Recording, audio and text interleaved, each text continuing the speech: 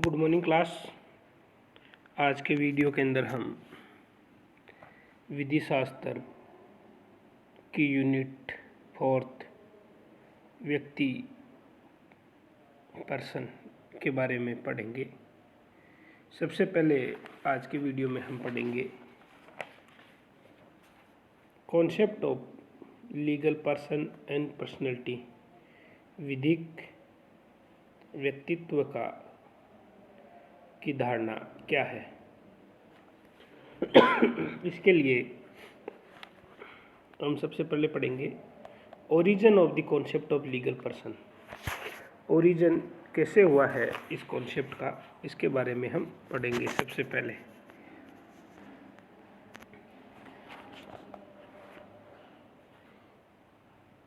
Person शब्द की उत्पत्ति अंग्रेजी भाषा में व्यक्ति के लिए पर्सन शब्द का इस्तेमाल होता है, जबकि व्यक्तित्व के लिए पर्सनैलिटी शब्द का इस्तेमाल होता है। पर्सन शब्द की मूल उत्पत्ति लैटिन शब्द पर्सोना PERSONA पर्सन के आगे ए लगाते ही बन जाएगा पर्सोना से हुई है, जो मूल रूप से यूनानी भाषा के प्रोसोपोन का पर्यायवाची है। प्रोसोपोन शब्द का आशय उन मुकुटों से था जिनका प्रयोग नाटकों के पात्रों द्वारा देवता, नायक, खलनायक आदि की भूमिका खेलने के लिए किया जाता था। अर्थात पर्सन शब्द का मूल अर्थ है वह मुखौटा जिससे एक व्यक्तित्व की कल्पना की जा सके। नाटकों के अंदर ये विभिन्न प्रकार के व्यक्तित्व की कल्पना होती थी। कोई इसमें नायक बनता था, कोई खलनायक, कोई नायिका बनती थी, कोई देवता। अलग अलग अदाकार अलग अलग छवि रूप करने के लिए इस्तेमाल करते थे। अब विधिक शब्द की विभिन्न विद्वानों द्वारा अलग अलग परिभाषा दी गई है, जो निम्न अनुसार है। सबसे पहले हम सामंड की परिभाषा का अध्ययन करेंगे। सामंड के अनुसार विधिक दृष्टि से व्यक्ति से तात्पर्य है वह जिसे विधि के अंतर्गत अधिकार या कर्तव्य धारण करने योग्य समझा जाता है। अतः अधिकार और कर्तव्य धारण करने की क्षमता रखते हैं उन्हें विधि के अंतर्गत पर्सन कहा जाएगा, भले ही वे मनुष्य न हो। अर्थात संक्षिप्त में हम कह सकते हैं, अधिकार और कर्तव्य से युक्त अस्तित्व को विधिक व्यक्ति माना जाता है, चाहे वह मनुष्य हो या न हो। सेकंड डेफिनेशन है ग्रे के अनुसार। ग्रे के अनुसार व्यक्ति एक ऐसा अस्तित्व है जिस पर कर्तव्य और अधिकार अधिरोपित किए जा सकते हैं। ग्रे ने सामंड के इस विचार से सहमति व्यक्त की कि विधि के अंतर्गत मानव शरीर धारण करने वाले प्रत्येक मनुष्य को व्यक्तित्व प्राप्त नहीं होता है, किंतु जहाँ तक एक और सामंड अधिकार और कर्तव्यों में से केवल एक के अस्तित्व को ही विधिक व्यक्तित्व के लिए पर्याप्त मानते हैं, वहीं ग्रे इन दोनों के अस्तित्व को व्यक्तित्व के लिए आवश्यक समझते हैं। नेक्स्ट परिभाषा है ऑस्टिन के अनुसार।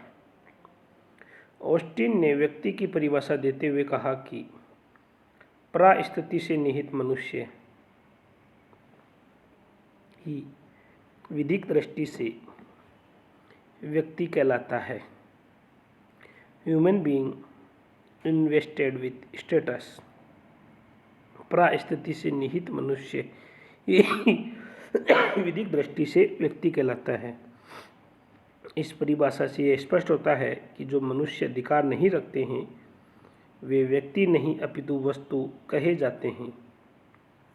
ऑस्टिन के अनुसार व्यक्ति ऐसे मनुष्य होते हैं जो अधिकारों से युक्त हो तथा कर्तव्यों का विषय हो। ऑस्टिन के अनुसार विधिक व्यक्तित्व मनुष्य तथा मनुष्य की प्रास्थिति स्टेटस ऑफ ह्यूमन बीइंग की ओर संकेत करता है। नेक्स्ट जूरिस्ट है G.W. पैटन। G.W. पैटन ने बताया कि विधिक व्यक्तित्व एक ऐसा साधन है जिसके द्वारा कुछ ऐसी इकाइयों की रचना होती है जिनमें अधिकार निहित किए जा सकें। उन्होंने विधिक व्यक्ति को एक कृत्रिम व्यक्ति निरूपित किया जो उन सभी अधिकारों एवं कर्तव्यों को धारण करता है जिन्हें विधि सामान्य व्यक्ति के लिए मान्यता प्रदान करता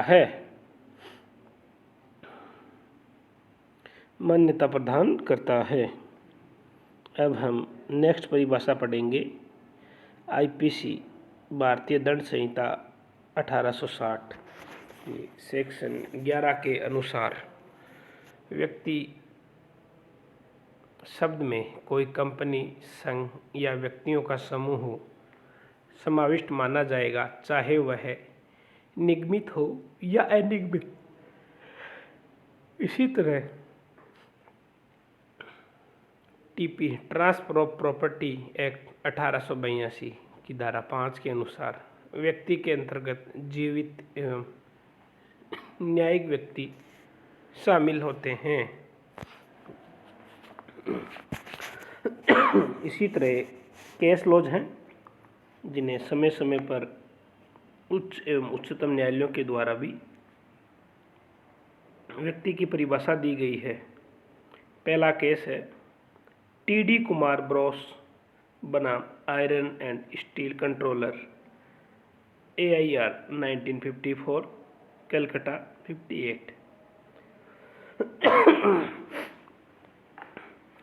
इस वाद में कलकत्ता उच्च न्यायालय ने यह अभिनिर्धारित किया कि व्यक्ति शब्द में प्राकृतिक एवं कृत्रिम दोनों प्रकार के व्यक्ति सम्मिलित होते हैं। इसी तरह जब्बर बनाम राज्य AIR 1966 इलाहाबाद 590 के वाद में भी इलाहाबाद उच्च न्यायालय ने निर्धारित किया कि व्यक्ति में आदमी, औरत व बच्चे सभी शामिल होते हैं। अतः सारांश में हम यह मान सकते हैं कि कानून में व्यक्ति या व्यक्तित्व का अर्थ अधिकार एवं कर्तव्यों का वहन करने वाली एक इकाई है जिसमें जीवित एवं अजीवित दोनों शामिल होते हैं। अब अपन देखेंगे काइंड्स ऑफ पर्सन, व्यक्ति के प्रकार। विधि के अंतर्गत व्यक्तियों को भिन्न भिन्न प्रकारों में बांटा गया है, फिर भी मोटे तौर पर हम इन्हें दो भागों में बांट सकते हैं। प्राकृतिक व्यक्ति नेचुरल पर्सन और आर्टिफिशियल पर्सन कृत्रिम व्यक्ति। पहला है प्राकृतिक व्यक्ति नेचुरल पर्सन। प्राकृतिक व्यक्ति की श्रेणी में आने के लिए मनुष्य को दो शर्तें पूरी करनी पड़ती है जो निम्न है। पहली शर्त यह है कि वह जीवित मानव हो एवं मानव लक्षणों से अभिभूत हो। मानव लक्षणों से अभिभूत हो इसका अर्थ है एक मानव के द्वारा